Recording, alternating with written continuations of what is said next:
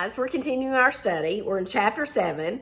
I'm a little bit under the weather. I am on the mend, but I needed to get on here and make this video because if I'm honest, I'm really ready to get out of chapter 7. I don't know if you are. I think it's important before we even dive into this section of scripture that Paul is answering questions. And when I started to think about that, I kind of have a different perspective now. Because have you ever been in a meeting at work or at church even, and you have that one person that keeps saying, what if? All those what if scenarios that people want the answers to. Well, I almost think that this is what Paul is dealing with here, that there's all these different scenarios that they wonder, well, what if you're married? What if you're single? What if you're divorced? What if your spouse is saved? What if your spouse is unsaved? We see all these different questions because, in so many ways, this was just uncharted water. Why? Because the church is at its beginning stages and the area that they're in is diverse. And so there's Jews and Gentiles. There's free people and there's slaves.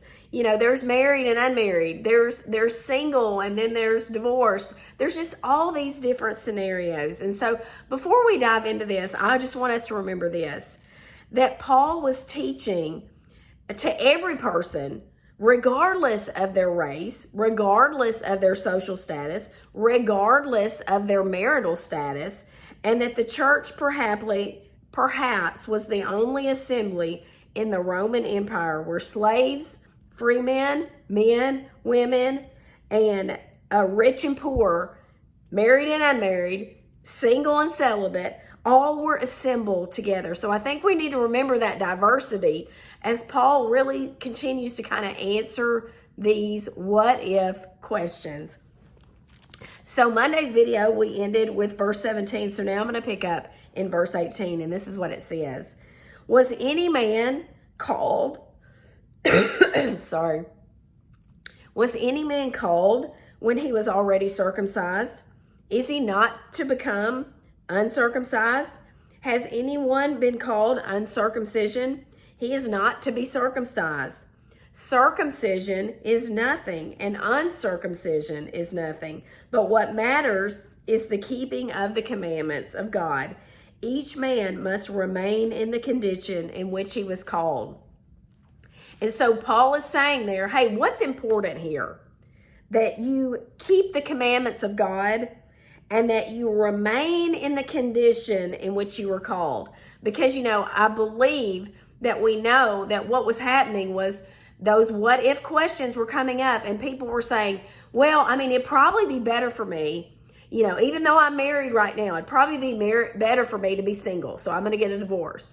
And, so they just misunderstood what they should do. All these things were really circumstantial. And so Paul really condenses everything down and says, hey, remain in the condition you were when you were called. Hey, just be faithful where you are. Then in verse 21, he says this, were you called while a slave? Do not worry about it. But if you were able also to become free, do that. For if he was called in the Lord while a slave, he is the Lord's freedman. Likewise, he was called while free as Christ's slave. You were bought with a price. Do not become slaves of men. Brethren, each one of you is to remain with God in the condition in which you were called. And so I love that one commentator said this, the principle of remaining in one's marital relationship is part of the general principle. In everything, the Christian is to remain in his calling unless it's immoral. So Paul says, hey, no matter what, when you came to Christ, whatever your marital status was, hey, remain in that. Hey, if you were a slave when you were called into a relationship with Christ, stay a slave. But if you get the opportunity to be free, of course, be free. Do you see how he's really addressing all those things? And the bottom line is, hey, you're called, which is a really important thing, and remain faithful to God wherever you are, whatever that status looks like. Then in verse 25, it says this, now concerning virgins, I have no command of the Lord, but I give an opinion. And really, that's not really an opinion. It's really sound advice, is what he's saying. As one who, by the mercy of the Lord, is trustworthy. I think that it is good, in a view of the present distress, that it is good for a man to remain as he is. Are you bound to a wife? Do not seek to be released. Are you released from a wife? Do not seek a wife. But if you marry, you have not sinned. And if a virgin marries, she has not sinned. Yet such will have trouble in this life, and I'm trying to spare you. And so here, Paul's speaking to those different scenarios, where different people were. There were some that were married. There were some that were divorced. There were some that were single. There were some virgins. And so do you see how in that time period, once again, really the viewpoint of all of these different relationships was different than what we understand today. But the bottom line is this: marriage is a fully legitimate and godly option for those divorced on biblical grounds. And virgins' marriage brings demands, difficulties, and conflicts. Singleness has its own type of difficulties. That's really where I want to land. Marriage is good and legitimate. And once again, God instituted marriage. It's his idea. And so because of that, but what do we know to be true? Hey, it can be hard to serve the Lord and be surrendered to the Lord first when you're married. Hey, singleness brings its own set of difficulties, even though you don't have the distractions and the pull that those who are married are. But the bottom line is, no matter what your status is, you need to seek ye first the kingdom of God. Hey, God needs to be first, whatever that looks like. And so Paul is just giving them sound advice either way. But once again, we hold on to the principles and the commands that God has given us. Then it says, but this I say, brethren, the time has been shortened, so that now on those who have wives should it be as though they have none, and those who weep is that though they do not weep, and those who rejoice as they did not rejoice, and those who buy as those who did not possess, and those who use the world as though they did not make full use of it. For the form of this world is passing away. Do you see how he addresses really a lot of what ifs in there? And he says, but I want you to be free from concern.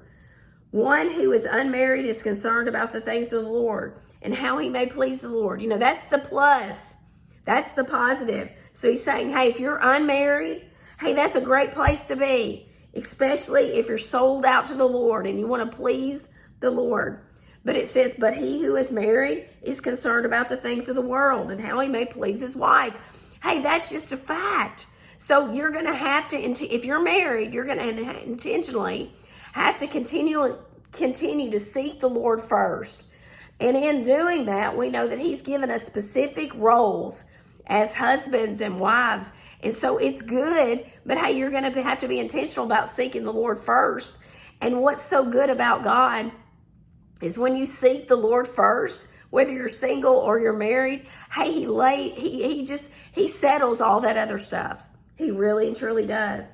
And it says, so when he says, now when you want to please your wife if you're married, and your interests are divided, that's just a fact. The woman who is unmarried and the virgin is concerned about the things of the Lord, and she may be holy both in body and spirit. But one who is married is concerned about the things of the world and how she may please her husband. Hey, that's just the facts.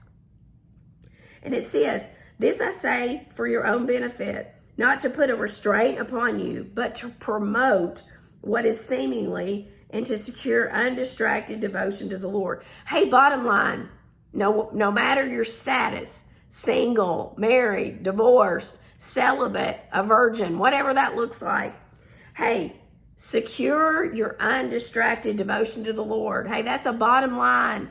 No matter where you're at, that's what you want to focus on. An undistracted devotion to the Lord. And you're going to have to be real intentional about doing that. Then it says, but if any man thinks that he is acting unbecomingly toward the virgin daughter. When we get into this section, the next few verses, we need to understand this, that in that day and time, A man exercised rigid control over his home. It looked different, guys. The father was just the very much the head of the home, and it was rigid. I mean, he really had control over everything, and that's the way that society was. And so it was up to him whether or not his daughter could be married or not.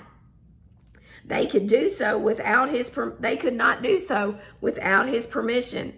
Either is okay and either is not sinning. So that's what he's going to lay out here. We need to remember that father really had all the control of whether his daughter would be married or not.